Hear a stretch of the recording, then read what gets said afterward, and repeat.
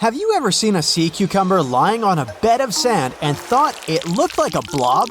Well, these creatures may seem squishy and defenseless, but they actually have some fascinating strategies to keep themselves safe. Biologists uncovered chemical compounds with the help of which sea cucumbers protect themselves from predators and even from their own toxins. And guess what? These compounds might be useful for human health. When sea cucumbers feel threatened, they can expel thread-like parts of their bodies. These tubes immobilize predators in a sticky, toxic embrace. The toxicity comes from some chemical compounds commonly found in plants. Interestingly, these chemicals are much less common in animals, but sea cucumbers have evolved to use them to their advantage. The substances are also known for their antioxidant and anti-inflammatory properties. They're already used in a bunch of industries, like cosmetics. But using these chemicals as a defense creates a big problem for sea cucumbers. They need to avoid damaging themselves with their own toxins. It means their own cells can't contain cholesterol, the target that the toxins bind to and pierce. Instead, sea cucumbers have developed two kinds of cholesterol alternatives. It's a self-defense strategy, you see? If you can produce these toxic substances, you have to be able to not make yourself sick. Smart and cute as they are, now you know not to touch a sea cucumber should you ever stumble upon one at the beach. Speaking of things you should avoid at the beach, let's move on to the marbled cone snail, a creature so unique and dangerous that it'll make your head spin. This one is quite the world traveler. It can be found all the way from the southern tip of India to Okinawa, Japan, and southeast to New Caledonia and Samoa. That's quite an impressive range. And it's not just where it's found that's interesting, it's how it hunts. This snail may be small, but it's a fierce predator. It loves to chow down on other snails and sometimes even its own kind. When it's hungry, it'll stick out its long white tooth and shoot a poison-laden harpoon at its prey. And if that doesn't do the trick, it'll attack its prey multiple times over, just to be sure. Talk about determination, right? Once the harpoon hits its mark, the prey becomes immobilized and its muscles begin to relax irreversibly. And when the prey is helpless, the snail can begin to munch on it. Where can you find this fearsome creature, you might ask?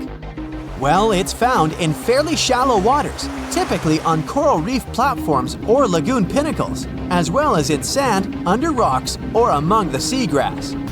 Watch your step the next time you're out for a swim, just saying. On the bright side, did you know that this snail's venom is being developed as a potential treatment for pain? Some of the chemicals found in this substance have been studied, and they're showing promise. Who knew that this unusual predator could have a softer side too? Next on your list of creatures to avoid should be a little fish called the stonefish. Now, you might think this sounds like a cute little pet rock, but let me tell you, it's not to be messed with. In fact, it's the most venomous fish in the entire ocean. These guys are masters of disguise, blending right in with their surroundings at rocky or muddy bottoms of marine habitats in the Indo-Pacific region. They're like the ninjas of the sea, waiting patiently for their prey to swim by before swiftly attacking and swallowing it whole. But here's the thing, you could easily swim right by a stonefish without even realizing it's there. Now, I know what you're thinking. I don't want to accidentally step on a stonefish, and trust me, you really don't. These guys have a lot of spines lining their backs, and they release venom when they're stepped on. Ouch! That venom can cause terrible pain, swelling, and damaged tissues. Not exactly a good day at the beach if you ask me. But don't worry, the stonefish isn't out to get you. It uses its spines defensively, not offensively. So, as long as you're not disturbing it or stepping on it, you should be fine. Just be careful where you step and maybe invest in some water shoes. And if you do happen to get stung, seek specialized attention immediately. It's best to always look where you walk, shuffle your feet along the bottom to avoid stepping directly on the fish, and wear water shoes when you're in an area that could be home to stonefish. Have you ever had the pleasure of meeting a lionfish up close? They're such beautiful creatures with all those colors and fins that look like wings and accessories. It's easy to be mesmerized by their elegance, but don't be fooled by their stunning appearance. They're not to be messed with. In fact, they're one of the most dangerous fish in the ocean. If you get stung, you'll experience a lot of pain, maybe even some allergic reactions. Lionfish inject venom through their needle-sharp dorsal and pelvic fins. They're not aggressive and won't sting you out of the blue, but they will act in self-defense if provoked or caught. It's not just their venom that makes them dangerous. They also have tiny teeth. But instead of using them to bite predators, they have something even more dangerous: their fins. The lionfish uses these spine-like fins to ward off predators. And unfortunately, that includes humans. So, while it might be tempting to swim up close to a fish and say hello, beware of its sharp spines. But here's the thing: lionfish can be eaten. Some say they're actually quite delicious. And since they're a threat to reef ecosystems, human consumption is encouraged. Just make sure you remove the venomous spines first. If you're snorkeling or swimming near the corals in the Atlantic or Pacific Ocean, you might encounter these stunning fish. Keep a reasonable distance between you and the lionfish, and they won't feel threatened or startled enough to sting you in self-defense. Sea urchins might also cause some trouble if stumbled upon. Don't worry, they won't be jumping off the reef and flinging spines at you. They're not aggressive at all. These creatures are everywhere, from rocky shores to coral reefs, and are quite common in almost every body of salt water, including all of the world's oceans. So it's not surprising that sea urchin injuries are pretty common too. But hey, accidents happen, especially when we're distracted by a cute little turtle or too excited about exploring a new dive site. Now, let's talk about their defense mechanisms. These little guys have two ways of defending themselves: their spines and these tiny jaw-like structures that can inject a painful substance. Some species have long, sharp spines that can easily pierce even a thick wetsuit and lodge deep in your skin. Yikes! But don't worry, avoiding sea urchins is not rocket science. Just try to maintain a good awareness of your surroundings. Watch out for protruding spines in the sand and control your buoyancy. It'll help you stay at least a few feet away from corals, which may conceal urchins in their crevices. And if a shore entry has many urchins, pick a different dive site. No biggie. Now let's talk about first aid for sea urchin stings. Soaking the area in hot water for up to an hour and a half can break down the dangerous substance and alleviate the pain. Carefully remove the spines with tweezers and shave the area to remove those pesky spikes. Then wash the injured area with soap and rinse with fresh water. Apply topical creams if you have any in your beach bag too. And of course, watch for signs of allergies and contact a specialist immediately if you notice something weird.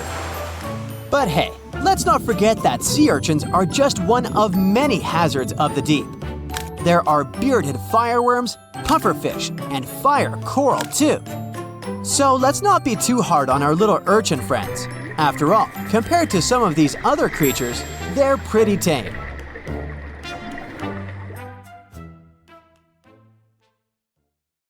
Texas is home to some of the oddest, creepiest, and most unusual animals you've ever heard of. It might come as a surprise, but this state is full of creatures you'll hardly see in other places.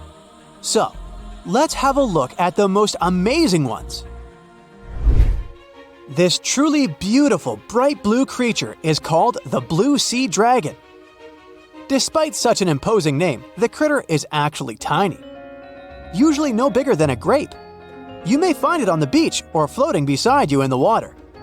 Now, you need to remember one thing. However pretty this little slug may look, never ever touch it. One tourist spotted a few of these pretty dragons on the shore of Mustang Island. He scooped one of the creatures up. He wanted to film it. Luckily, he put it back into the water before it could sting him. Otherwise, it would have ended badly since the blue sea dragon is venomous. Despite their tiny size, their sting can pack a punch, all because of their diet. Their favorite dish is the Portuguese man-o-war, a jellyfish that has enough venom to paralyze small fish and crustaceans. The blue dragons first use mucus to neutralize the jellyfish's infamous stinging cells. And then they steal these cells from the man-o-war's tentacles and store and concentrate them within their own tissues. Then they release these stinging cells on contact, which makes their own sting more powerful, even worse than that of the man-o-war itself. These awesome creatures are also extremely sneaky. Even though their appearance is bright, to say the least, they're well-known masters of disguise. You see that vibrant blue coloring is actually on their bellies, and when they float on their backs, they simply blend with the water. As for their backs, they're gray to camouflage these animals on the seafloor. Now, how about a funny fact? A group of tiny dragons floating together is called a blue fleet. And another fact, blue dragons normally lay a string of around 16 eggs, and it takes them 3 days or so to hatch into larvae. Blue sea dragons rarely make it to the shore. They're soft-bodied, so when the animals finally get through the surf zone and are deposited on the shore, they're already broken apart. And still, watch out! Even in this case, the venom in their bodies doesn't dissipate. But of course, blue sea dragons aren't the only unusual animals inhabiting Texas. Have a look at this nightmarish creature, poisonous, slimy, and kinda immortal. Meet the hammerhead worm. The worst thing? It might be lurking in your garden while you're watching this video. You can easily recognize this worm by its creepy, spade-shaped head. It doesn't look like any other invertebrate you've ever seen. Or any other creature, that is. At first, it was only found in East Texas. But later, researchers spotted these spine-chilling creatures in North, Central, and South Texas. Basically everywhere but the arid areas of West Texas. One of the most terrifying things about this worm might be its length. This creature can grow as long as 1 foot. Luckily, such giants aren't very common. Most hammerhead worms only reach 6 inches in length. You can come across 2 species of these worms in Texas, and both of them will have a dark stripe down the middle. The larger of these 2 species munches on earthworms, which is actually a big problem. You might know that earthworms play an important role in keeping the soil rich in minerals and overall healthy. If earthworms disappear, plants in such areas won't be getting the nutrients they need. Even for humans and pets, meeting a hammerhead worm isn't the most pleasant experience either. Hammerheads are the only terrestrial invertebrates that secrete a very dangerous neurotoxin, the same as pufferfish produce. Thanks to the sheer size of the human body, touching a hammerhead worm won't hurt you too much, but it may still cause your hand to start tingling or even go numb. It's much more dangerous for pets. There have been cases when dogs ate hammerheads, which left them feeling sick for the whole day. Interestingly, these worms are native to Southeast Asia. But they must have mastered the art of hitchhiking, since in the early 1900s they were already found in the US. Keep in mind that if you want to get rid of a hammerhead worm, which is the best course of action, the worst thing you can do is chop it with a shovel. The thing is, flatworms reproduce by ripping themselves in half, so by cutting it, you actually help the populations of the worms, turning one into 2. That's the reason why hammerheads are sometimes described as immortal, which is a bit of a stretch since these creatures can't survive in vinegar or salt. Now, even though you're safe from the hammerhead worm in West Texas, it doesn't mean you can't come across another dangerous animal, such as the land lobster from hell. These creatures are also known as vinegaroons, and they're not real crustaceans, they're arachnids. Huh? Who would have guessed? Anyway, these 8-legged critters have a really nasty bite, but it's not the worst thing about them. Land lobsters, brace yourself, spray vinegar-like 85% acid from their tails. Mostly they do it to protect themselves, but it still sounds like an unfriendly thing to do, right? A land lobster can also pinch a finger that's gotten too close with its heavy mouth parts. At the base of their abdomens, vinegaroons have long whip-like tails. That's why these arachnids are often called whip scorpions, even though they're neither related to scorpions nor have stingers. Summer rains lure these arachnids out of their burrows in search of food and love. Luckily, experts claim that land lobsters aren't poisonous to humans, but they're very likely to leave a mark with their large pinchers, which they use to capture insects. Vinegaroons can be considered useful since they eat millipedes, crickets, scorpions, and cockroaches. They hunt by sensing the vibrations of their prey with those long front legs of theirs. Since land lobsters prefer to come out after dark, you aren't likely to see one in the daylight. But if you stumble upon one, check it out. If it's a female, it may be carrying her hatchlings on her back. Now, imagine it's the middle of spring and you're walking among blooming flowers and greenery.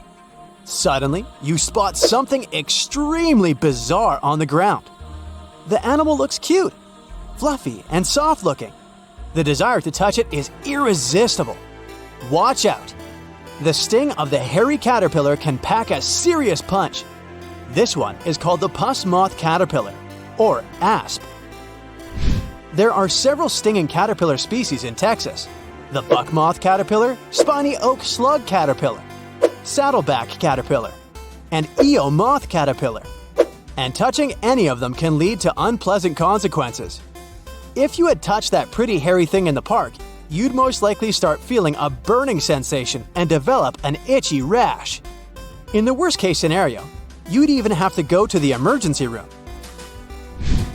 The main problem is that people react very differently to caterpillar toxins. Some may develop more severe reactions than others. Plus, how bad the consequences are also depends on the thickness of the skin in the affected area. In most cases, the unpleasant sensation and rash go away in a few hours or sometimes days. On the bright side, such caterpillars later turn into moths and butterflies that help pollinate flowers and trees. Getting rid of these critters means doing a massive disservice to the area where you live. Specialists are sure that coming across a stinging caterpillar won't lead to anything bad if you keep in mind the rule of thumb. If a caterpillar looks fuzzy, don't touch it. And the best solution to dealing with such creatures is educating people on what such caterpillars are, what they look like, and why it's dangerous to touch them with unprotected hands. When you think of beaches, the first scary thing that pops into your head is probably sharks, right? Those poor guys have a bad rap as the big bullies of the ocean, but honestly, they have way fewer fatal run-ins than jellyfish, algae, and even sand. Every year, tons of people flock to the beach to soak up the sun and chill by the waves. But digging holes in the sand can actually be pretty risky.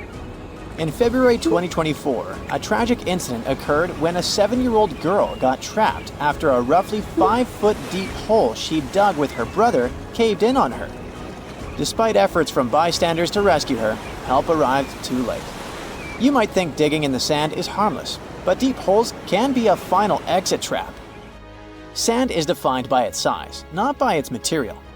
Most beach sand is quartz, but tropical spots might have coral sand. The weight of the sand depends on what's mixed in. Pure quartz is pretty light, around 90 pounds per cubic foot dried out, while more mixed sands can get way heavier.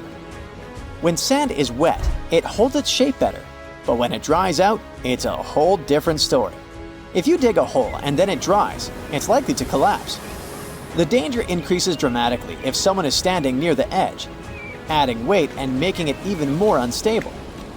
Once that sand starts falling in, it fills up all the air pockets, making it hard for anyone trapped inside to breathe. Rescuing a person from a sand collapse is tough. Sand is heavy and keeps collapsing, so rescuers need to move fast. Ideally, they've got about 3 to 5 minutes before the trapped person suffocates. If you ever get in such a situation, the advice is to expose the person's mouth so they can breathe while someone else digs them out. If you're heading to the beach, be smart about holes. The best rule is to never dig a hole deeper than the knees of the shortest person in your group. Also, it's a good idea to fill any holes after you're done playing. It's all too easy for someone to stumble into a forgotten pit, and even a shallow hole can cause injuries. From 1997 to 2007, those sand holes took 31 lives in the US, and that's just within 10 years. Remember I told you sharks are responsible for fewer lives? From 1997 to this day, in 27 years, 29 people in the US have met their early demise because of sharks. Hitting the beach only to find a bunch of algae? Total buzzkill! But while some algae are totally fine, even to munch on, others can bring serious health risks, even if you're just hanging next to them. Algal blooms, or red tides, happen when algae go on a wild growth spree. These blooms can release nasty toxins that are bad news for humans, fish, shellfish, and even birds. One of the most well-known algal blooms rolls around almost every summer on Florida's Gulf Coast, leading to shellfish that are no longer safe to munch on. Even the ones that aren't toxic can throw a wrench in the ecosystem. When all that algae eventually withers and breaks down, it uses up the oxygen in the water, leaving marine life gasping for air. Folks definitely need to steer clear of eating shellfish from areas hit by these toxic algal blooms. Back in 1990, 6 fishermen almost met a tragic end after scarfing down some steamed mussels they'd gathered near Cape Cod, Massachusetts. Swimming in those waters doesn't always pose a serious health risk, but it's still not recommended. Some people might experience skin irritation or itchy eyes. Also, make sure to steer clear of swimming near dead fish, since that's where harmful bacteria can hang out. If you start to feel weird after getting in the water, it's best to get out and rinse off with fresh water right away. You know, it's not always some specific thing that makes certain beaches risky. Sometimes, beaches themselves are just full of surprises. Take Eddy Bay or Mission Beach in Australia, for example. The chances are you'll have to share the sand with cassowaries, some of the most intimidating birds on the planet. Picture getting all set to relax and sunbathe, only to find these giant flightless birds hanging out nearby. They're like emus, but scarier. They can weigh over 160 pounds and might be a bit aggressive, so watch out. If those birds don't freak you out, then the black sand beaches of Kilauea might just do the trick. They sure look inviting, but these beaches are right next to one of the most active volcanoes in the world, Mount Kilauea, which has been erupting since 1983, pouring hot lava into the ocean. These hot waters are not a big deal compared to some Hawaiian beaches. If you ever want to take a dip at Hanakapiai Beach on Kauai's coast, reconsider that plan. The beach is infamous for its strong rip currents that can pull you out to sea in an instant. If you find yourself caught in one, the nearest safe shore is a daunting 6 miles away. Official records show at least 30 fatalities here, but a nearby sign reportedly tallies up to over 80.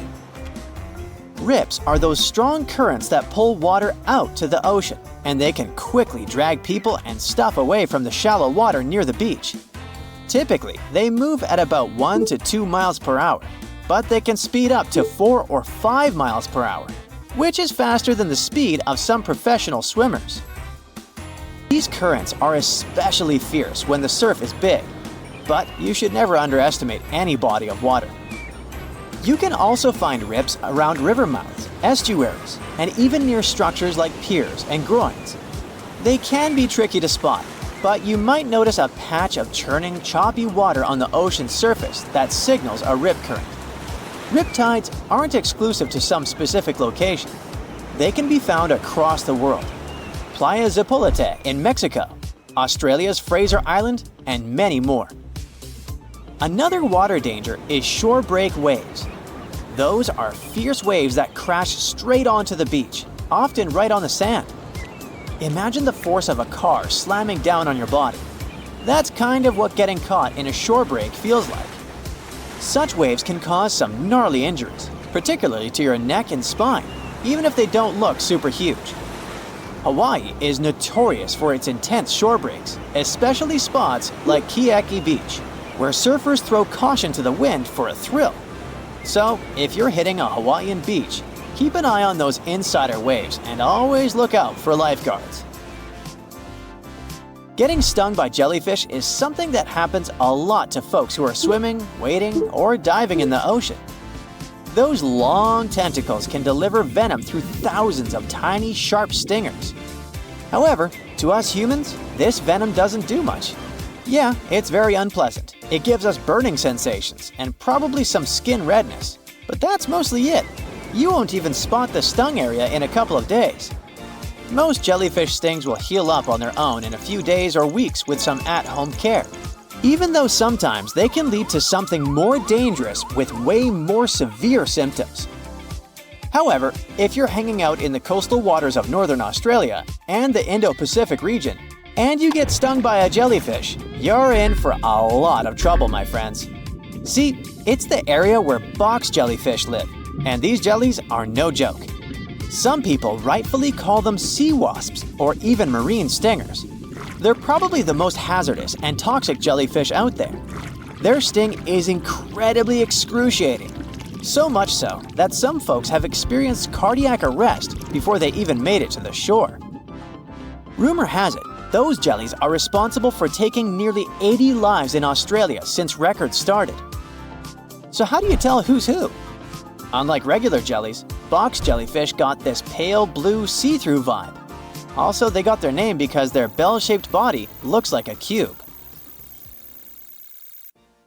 There's a creature somewhere deep in the ocean looking for prey that would make Dracula himself proud. It's been around since before even the dinosaurs walked the earth.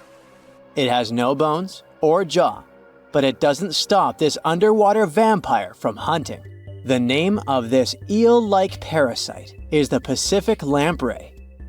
The English monarch loved this fish so much that he defied doctors' orders to stop eating lamprey flesh. He got sick every time he'd have the original gooey fish. But the lack of bones and the fact that this lamprey tastes like slow-cooked beefsteak made the royal fall in love with the fish once and for all. The product of this love was a chill in his aged body, some heavy sweating, and some other scary symptoms, which eventually took his life and interrupted his 35-year reign. The lamprey is way better at surviving, as it lived through at least 4 mass extinctions. Its ancient ancestors evolved over 450 million years ago. There are around 40 living species of lampreys still thriving across the world. The Pacific lamprey is just one of them. These creatures have cartilage instead of bones, and a third eye, which is a special light-sensing organ on the top of their heads. Instead of a regular jaw, they have a sucker mouth surrounded by teeth.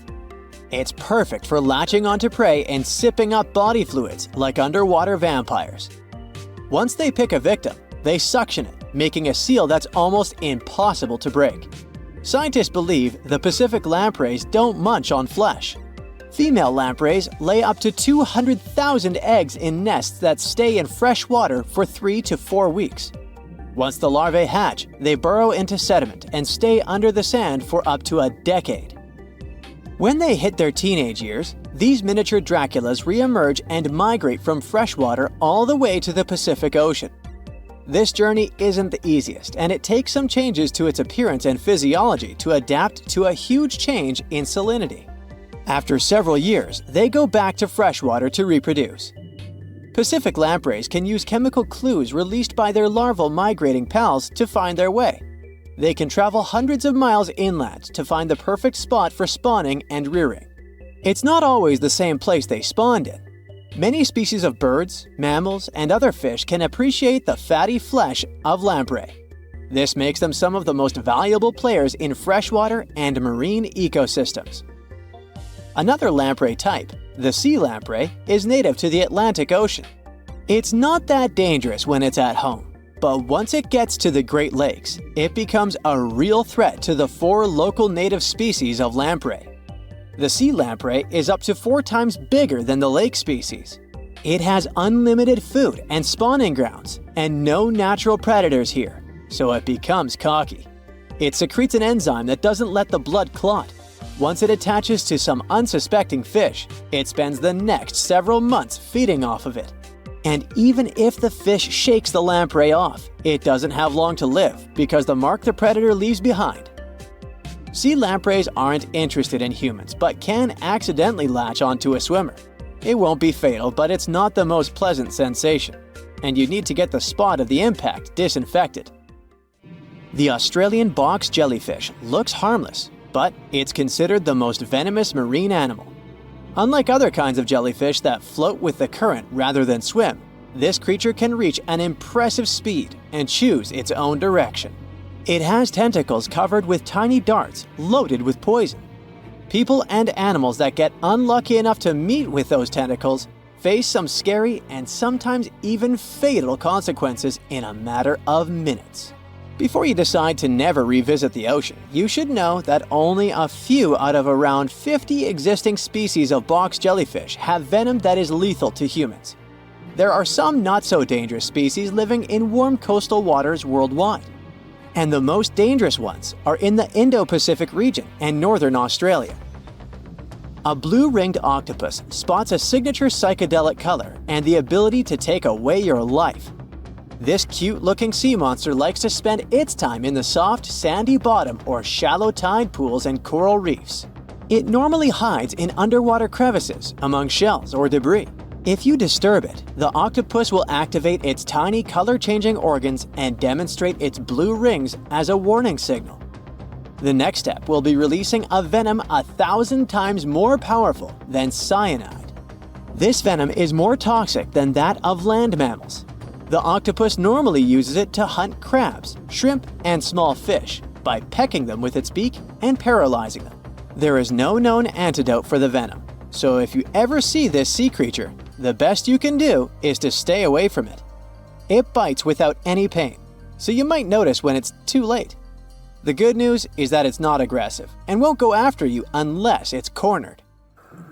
The reef stonefish are masters of disguise in the underwater world that camouflage themselves on rocks, coral reefs, or just blend into the seabed. They thrive throughout tropical marine waters of the Indo-Pacific. Their invisibility superpower makes them especially dangerous to their prospective victims they ambush and swallow whole. If someone happens to disturb them, their 13 defensive dorsal spines stand on end and deliver a powerful venom punch. They say stonefish stings are extra painful and lead to scary consequences within minutes. They're called the most venomous fish in the world. If you don't do anything about it, the impact can be lethal. If you ever go diving in the Pacific Ocean, be careful not to pick up a cone snail from the seafloor. It has a beautiful shell made of brown, black, or white patterns. Like most other snails, it's slow, but it has a complicated system of seeking out prey. It likes to snack on fish, marine worms, or even other snails. Once a cone snail senses food is near, it activates a sharp proboscis, or a needle-like protrusion from its mouth. The attack is swift and super potent. The victim doesn't even have time to realize what happened to them. Once it's completely incapable of moving, the cone snail swallows it whole. Humans aren't on its menu, but it can still release the venom if someone steps on it or disturbs it. The proboscis can even penetrate gloves. Luckily, only several out of over 700 species of cone snails can take a human's life. But since there's no antivenom, you better not risk it. All 52 known species of sea snakes living mostly in the warm tropical waters of the Indian and Pacific Oceans are venomous. The beaked sea snake even has the title of one of the world's most venomous serpents, but it's one of the few kinds that can pose a real threat to humans. Sea snakes prefer a peaceful coexistence and would rather slither away than engage in any confrontations. If you ever see them in the water, staying calm and moving slowly will save your life. Sea snake bites, although almost painless at the moment, can have varying degrees of impact. Some may only cause mild symptoms, while others can lead to severe outcomes. Most bite reports come from accidental encounters, like someone freeing them from nets or unsuspecting beachgoers stepping on them. Blue dragons rarely grow larger than the size of a grape. They like to swim belly up, so their brightest blues blend in with the ocean waters. And the silver front faces down and camouflages with the darker seabed. blue dragons feed on another dangerous sea creature and store up their stinging cells. Their venom lives on even after the fish itself is no longer alive. That's why you should be extra careful and never pick up or step on them on the beach. Octopuses have 3 hearts. 2 of them pump blood to the gills, while the bigger heart circulates blood to the rest of their body. They also have 9 brains. There's the large central one, but also each of their 8 arms has a mini brain of its own, which is why they can act independently. Since each arm has its own brain, the central brain only needs to send a higher level signal to the arm. Things like, move to that nearby crevice, there might be a crab hiding inside. In the case of humans, the brain would guide and take control of each movement of our legs and arms. And with an octopus, arms act almost independently on their way to the crevice. It also tastes and feels with the suction cups on it. Since their arms are so independent, an octopus doesn't actually know where they are unless it sees them. The human body has an ability called proprioception. Thanks to it, we know where our arm is, even if we hold it, let's say, behind our back. 1816 is known as the year when summer didn't come. In April 1815, there was a massive explosion on Mount Tambora in Indonesia. It sent enormous clouds of volcanic ash up into the atmosphere. The majority of the northern hemisphere got covered with a shroud of dust and dirt and kind of refused to settle. In June of the following year, the cold winter didn't just come to an end. Frost damaged crops, and snow and rain persisted during the whole summer. In Iceland, you'll find some of the most breathtaking sceneries on our planet. Jagged mountains, fjords, hot geysers, ice fields carved into the landscape. Stunning yet intriguingly black sand beaches, such as Reynisfjara Beach. Most of the sand on beaches is generally formed from rocks that have broken down because of weather changes and erosion through thousands or even millions of years. And on Reynisfjara, the sand is a striking black color, and that's because of volcanic activity. Lava came out of an erupting volcano, got to the surface, cooled, and then hardened in the Atlantic Ocean, creating such a fascinating black hue. This beach is so magically stunning, but it's also very dangerous because of its sneakier waves. That's when a few smaller waves join together into a single, really big one. This phenomenon can happen when ocean currents force waves together, or in the case of Reynisfjara, when such waves come from an offshore underground cliff and get an even stronger pulling effect. Considering the ocean's low temperatures too, it's definitely better to just take pictures from a safe spot. Some trees talk to each other. Not the way we do, of course, but, for example, acacia trees that grow over the African savanna can warn each other if there's something dangerous coming. When some animals, such as antelopes, gobble up its leaves, the tree immediately starts producing more tannin, which is toxic to animals. They also emit a special type of gas that travels through the air and warns other trees they should protect themselves too. You're stargazing, such a chill night, and then a flash of bright light streaks through the night sky. A shooting star, so cool. But what we see is not actually a star, although we call it that way. They're meteors, which are basically small chunks of dust and rock moving through space. As they're passing through our atmosphere, they cause something called friction when one thing rubs against another, and that's why they glow. Also, the friction causes heat. Dust and rocks get extremely hot as they fly through the atmosphere, and the heat makes them glow until the moment they burn out and turn into what we call the shooting star. Sunsets in deserts are extremely beautiful because of the spectacular colors they produce a bit more than elsewhere. Sunlight consists of various shades of the color spectrum. When the sun is high in the sky, these colors mix together and our eyes see them as white.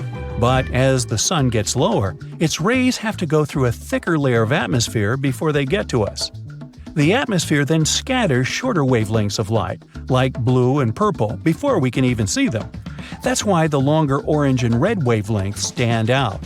In urban environments, air pollution can make sunset colors duller than everywhere. The clean air in deserts allow the vivid colors coming from the sun to shine through at twilight. Also, the moisture, water vapor, and rain-engorged clouds can mute the sunset's hues. Since there's no rain, clouds are thin and wispy, so they filter and reflect sunlight instead of blocking it. Bamboo grows really fast. It's actually the fastest growing plant on Earth, sometimes growing about 3 feet in just one day. You can find it in dense forests, where only a little light gets to the ground, which means bamboo is under strong pressure to reach the sunlight as quickly as it can. There's an underground stem that connects bamboo shoots to their parent plant, so the shoot doesn't really need leaves of its own until it gets to its full height. Also, bamboo grows faster than other plants because it doesn't waste its time and energy on growing rings that thicken the stalk. It's just a thin, hollow stick that grows straight up. You'll notice some of the big trees have shallow root systems, sometimes even 10 inches deep in the ground. The roots generally need access to oxygen and water, and they can mostly find it in special underground pockets called soil pores. When a tree has ideal moisture and soil conditions, it can send roots deeper down under the surface and get what it needs. But most of the time, conditions are not perfect, considering bedrock, stones, and compact soil that physically prevents the roots from going down. Such obstacles also prevent the roots from getting the needed oxygen. So, when life gets tough, the tree will take an easier option.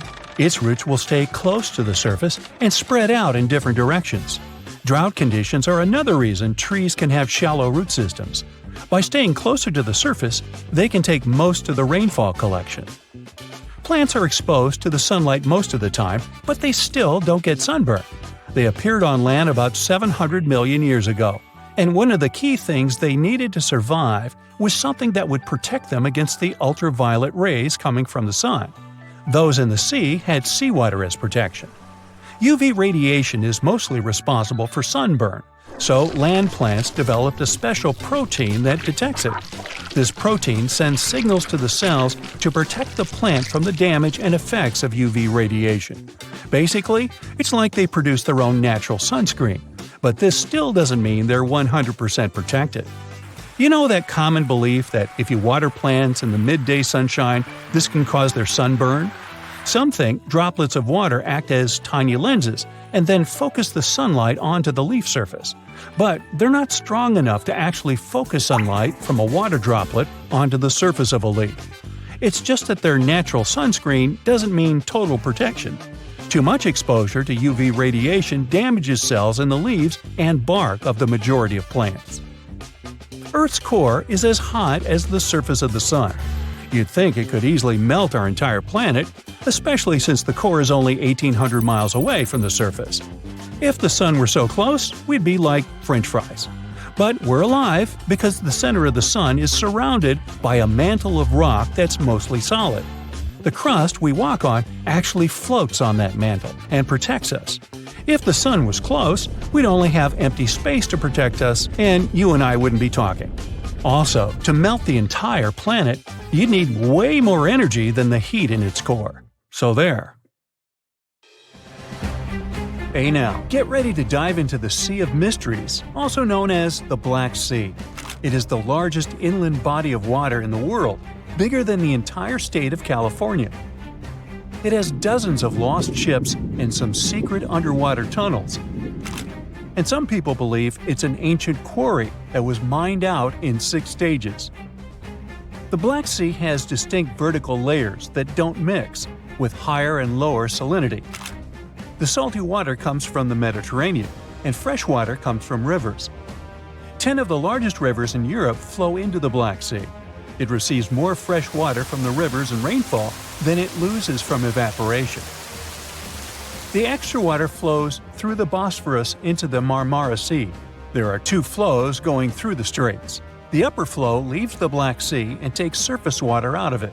The bottom flow carries salt water from the Mediterranean to the Black Sea. That's why the upper layers of the Black Sea are less dense than its saltier lower layers. The oxygen that comes from the atmosphere and photosynthesis stays in the surface layers. Everything deeper than about 300 feet in the middle and up to 500 feet near the edge is not fit for life.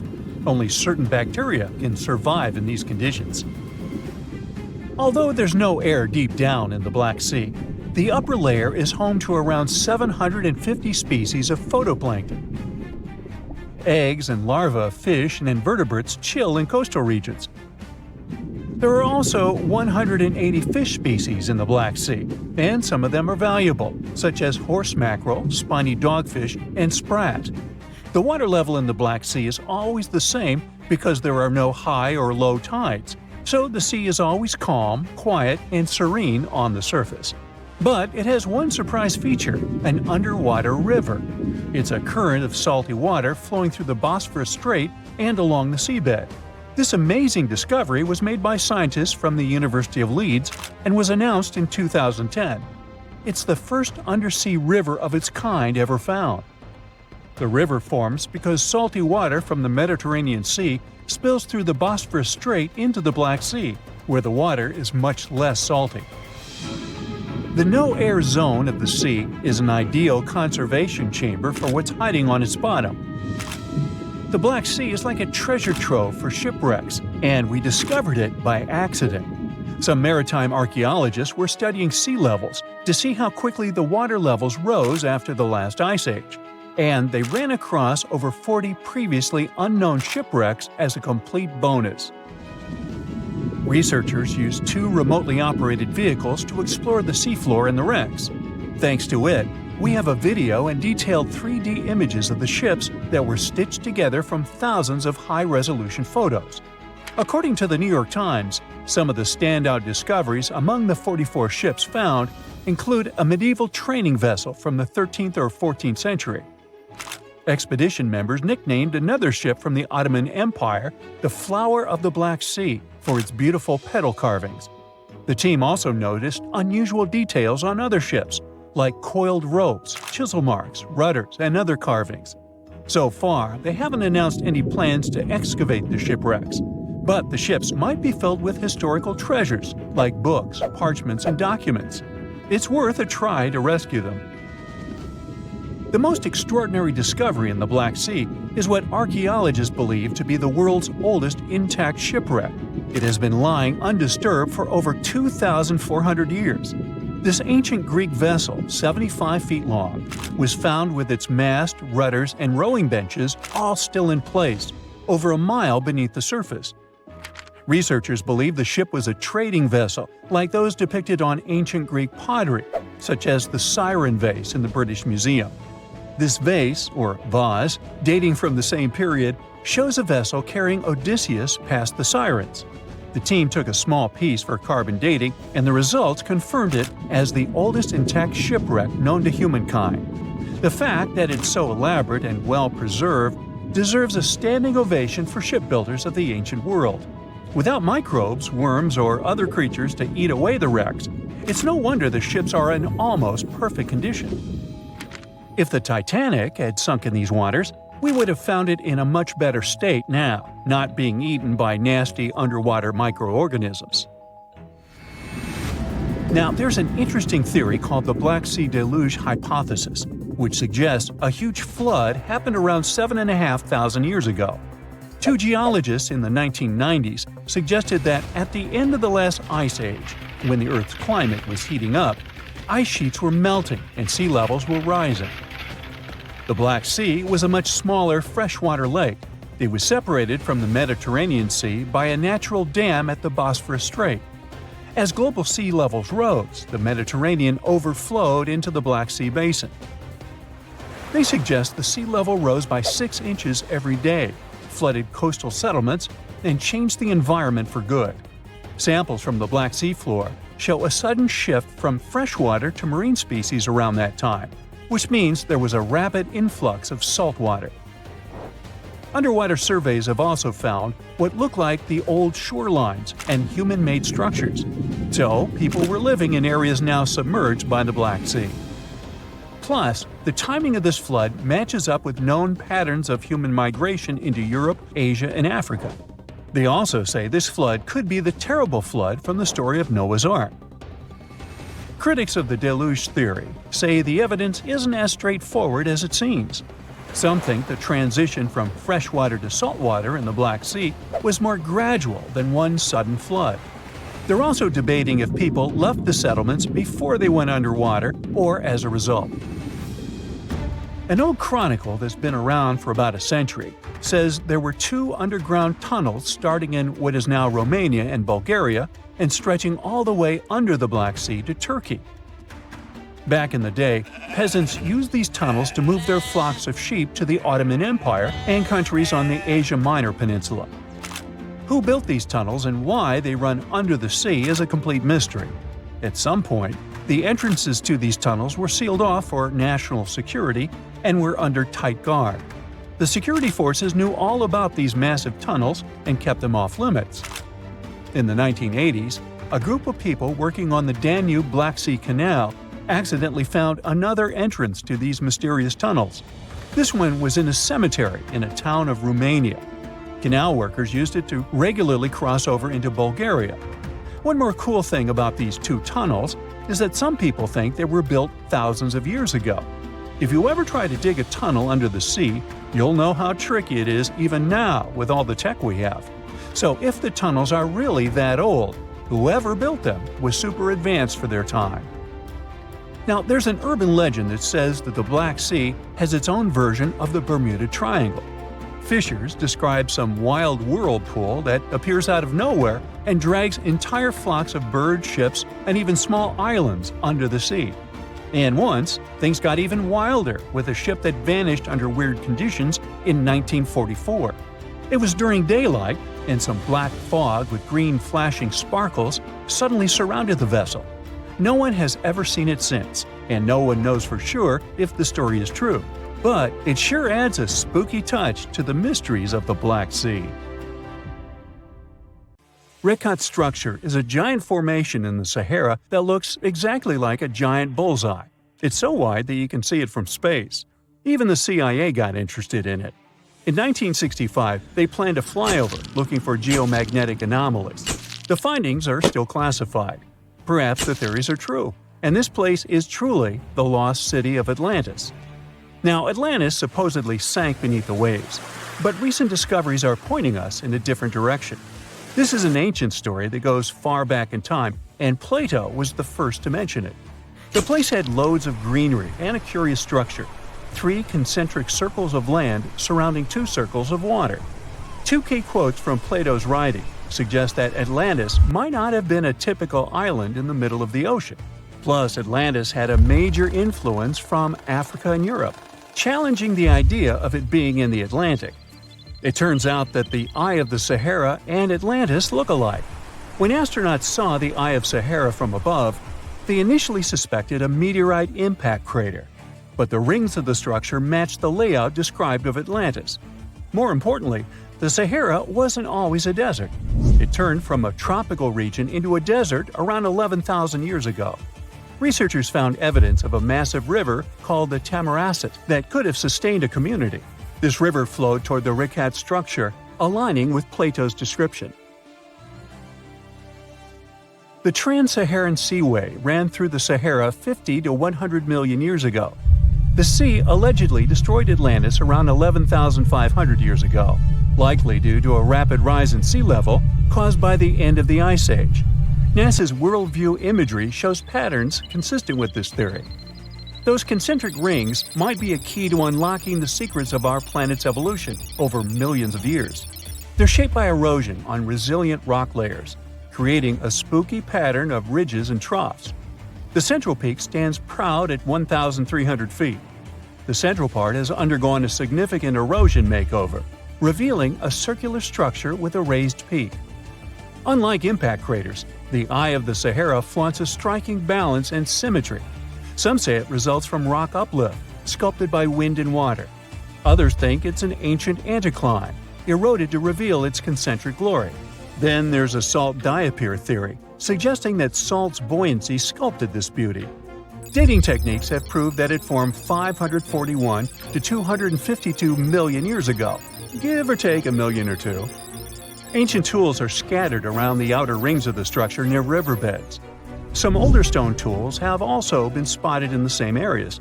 And still, even though some spear points from the Neolithic period have been found, there aren't many signs that people were living there back then. The area seems to have been used for short-term activities like hunting and making tools. There are other unearthly mysteries that haunt our world. One such enigma is in Norway, the ominous Hessdalen light phenomenon, also known as the Valley of Lights, leaves scientists confused. This valley is 10 miles wide. It's quite isolated, but a peculiar blue box sits high on the hillside, equipped with cameras scanning the valley. The unsettling saga began in the 1980s, when the night sky over Hessdalen erupted with burning fireballs, a recurring spectacle that sent shivers down the spines of those who witnessed it. This wasn't a fleeting occurrence, rather it became a regular thing. Terrified locals reported encounters with these unexplained luminous phenomena, some of which happened near their homes. Unease spread like wildfire. At its peak, there were about 20 sightings every week. The phenomenon made its way into newspapers, magazines, and media worldwide. Soon, people flocked to the valley, hoping to see the lights themselves. In 1984, experts joined the fray, armed with sophisticated instruments like magnetometers, radiometers, and other ometers. What they encountered was mind-bending, lights that defied explanation. Some moved at a leisurely pace, while others raced through the sky at an astonishing 19,000 miles per hour. People tried to explain these lights: airplanes, distant reflections, ball lightning, satellites, planets, meteors. But the speed and how these lights danced ruled out all those theories. We're slowly approaching another mysterious place. This is the greatest subglacial lake among Antarctica's 675 known lakes. It can easily hide unknown life forms. This lake is beneath the East Antarctic ice sheet. Dive about 2.5 miles under the ice, and there you'll see Lake Vostok, located at 1,600 feet below sea level. This lake is 155 miles long and 31 miles wide at its broadest point. With an average depth of 1,400 feet, it's also the world's 6th largest by volume. It's like an underwater city with lofty pillars and deep basins. The secret lake was discovered in 1993, yet it had been waiting to be found down there for over 2,000 years, collecting ancient secrets. In 2012, scientists drilled through the ice, creating the longest ice core ever. They pierced the ice all the way to the lake's surface. The year 2013 brought an unexpected twist when the tranquil waters erupted during the extraction of an ice core, mixing with drilling fluids. Then they got a pristine water sample in 2015. Some believe there might be previously unknown life forms down there, since it's a fossil water reserve that's been untouched for millions of years. That could be a lot like those speculated ice-covered oceans on moons like Europa and Enceladus. It all started with a theory in the 19th century, suggesting fresh water lurking under Antarctic ice sheets. Then, in 1955, seismic soundings hinted at a subglacial lake, and by the 90s, satellite data confirmed Lake Vostok's existence. Now, Lake Vostok isn't alone. In 2005, they found an island in the middle of the lake. Then, 2 smaller lakes joined the party. They suspect that a secret network of subglacial rivers might link these lakes. Now, very far away from Antarctica, in Venezuela, Catatumbo lightning presents a sinister light show at the junction of the Catatumbo River and Lake Maracaibo. This unsettling lightning phenomenon happens at about 140 to 160 nights a year, going on for 10 hours a day, and can flash up to 280 times in a single hour. The frequency of this lightning show changes with the seasons and from year to year. There was a break between January to March in 2010, causing a bit of worry that it might vanish forever. As the sun sets, winds from the east start picking up speed. The strong wind is called a nocturnal low-level jet, like what you see in the Great Plains of North America. These winds bring moisture, mostly from the Caribbean and the lake itself. This humid air hits high mountain ridges, causing thunderstorms to form over the mountains. Thanks to the ongoing wind situation, more thunderstorms appear as the night goes on. This pattern repeats itself, and is why this area has the highest annual lightning rate globally. The next place scientists cannot explain is in China. That is the Longyu Caves. They have lofty slanted roofs and sturdy pillars. The spot remained hidden for centuries. These human-made caverns, built around 2,000 years ago, decided to reveal themselves only in the 90s. Local farmers drained some ponds and unveiled 5 massive caverns. Further digging exposed an additional 19 smaller caves. They range from 60 to 110 feet in width and 26 to 50 feet in height. Archaeologists found historical relics from the reign of Emperor Juan of Han, dating back to over 2,000 years ago. Now, how did these caves survive for more than 2 millennia without falling apart? No ancient records explain the way they were crafted either. The walls show chisel marks, hinting at some layer-by-layer chiseling action, but the exact construction process is still a head-scratcher. If you're a fan of Dr. Pimple Popper, you're probably freaking out right now, itching to squeeze out every little blackhead from those lip contours. But this is actually a hill formation that you can find in Garb, Sudan. Knowing that perhaps makes it all the more creepy because it looks like the crack in the middle is swallowing up everything around it. This black hole scenario brings to mind our next stop, Vostok Island. This eerie spot is a 59-acre coral atoll situated in the southwestern Pacific Ocean, about 400 miles northwest of Tahiti. If you check it out on Google Earth today, it looks like it's been totally blacked out, sparking all sorts of wild theories. People keep saying that this place is some top-secret base, or even a fictional island straight out of Lost. But what we see here is actually just a dense, dark green forest made up of Pisonia trees. Since nobody lives there and hardly anyone ever visits, the island is pretty much untouched by humans. This massive star, or mandala, is situated just outside Beatty, Nevada. It has got the internet all puzzled, with people trying to figure out if it's evidence of some kind of extraterrestrial activity. To add to the mystery, this spot is right by the Tonopah Test Range, which is also known as the famous Area 52. Despite its creepiness, it's probably just one of the thousands of crop circles that gained fame after Google Earth came along. This spiral formation right here is also located in Nevada, and it definitely looks like another chilling crop circle. But things get even stranger if you use the street view option. As you zoom in closer and closer, you'll notice that it's made up of carefully arranged rocks. This labyrinth, so to speak, is part of an open-air museum situated in the ghost town of Rhyolite. And if that's not creepy enough, take a look around and you'll see dozens of eerie men in white cloaks. Despite their lifelike appearance, these silhouettes are actually statues from an installation created by a Belgian artist in the 80s. Even stranger than stumbling upon a large circle on the ground is finding a bunch of them. Our next location in Wyoming is filled with peculiar circle structures to the point where it's hard to count them all. During the 20th century, this U.S. state shifted from a farming economy to an industrial one, dominated by the extraction of oil, gas, and coal. So, these circles are likely remnants of a tank farm. I mean, places where oil storage tanks used to be located. If you want to avoid nightmares, I highly recommend not searching for the mausoleum of Emil Becker in Poland.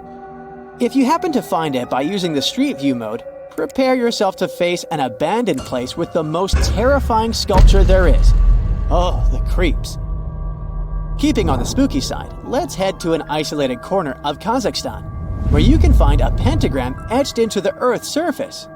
This formation is huge, measuring roughly 1,200 feet in diameter. Before you jump to conclusions about this formation being related to some kind of underworld deity worship, it's worth noting that the pentagram actually turns out to be the outline of a park designed in the shape of a star. The star shape is marked by roadways, which are now lined with trees, making the star shape even more distinct in aerial photos. You can spot this peculiar symbol from quite a distance. At first glance, it might even resemble an otherworldly alphabet, as if a highly intelligent civilization is trying to send us an alert message. But this mystery is already solved. We are in De Hoge Veluwe, a Dutch national park located in the province of Gelderland. And these lines are actually part of the park's logo. Search for these coordinates to find what looks like a land formation straight out of an extraterrestrial landscape, or perhaps a set from Avatar. This place, located in Inner Mongolia, China, is believed to be a granite mine. But it's a bit of a mystery why it has such a striking blue tone on Google Earth. If you check it out on Microsoft Bing Maps, for example, the same location appears in a much more natural tone. In the Australian outback lies a massive geoglyph known as the Maori Man. Discovered in the late 90s, it appears to represent an indigenous Australian man hunting with a boomerang or stick. The figure stretches for more than 2 miles in length and about 1.6 miles wide. It has deep furrows carved into the ground, which adds to the complexity of its formation and origin. Despite efforts to uncover its purpose, its origin is still a mystery. This is Desert Breath, located in the Sahara. Like many things you have seen in this video, this formation also sparks speculation about it being created by extraterrestrial beings. But a quick Google search clears up that mystery.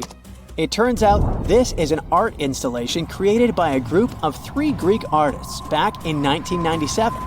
They went all out, moving around a whopping 280,000 square feet of sand and even creating a large pool in the middle of it.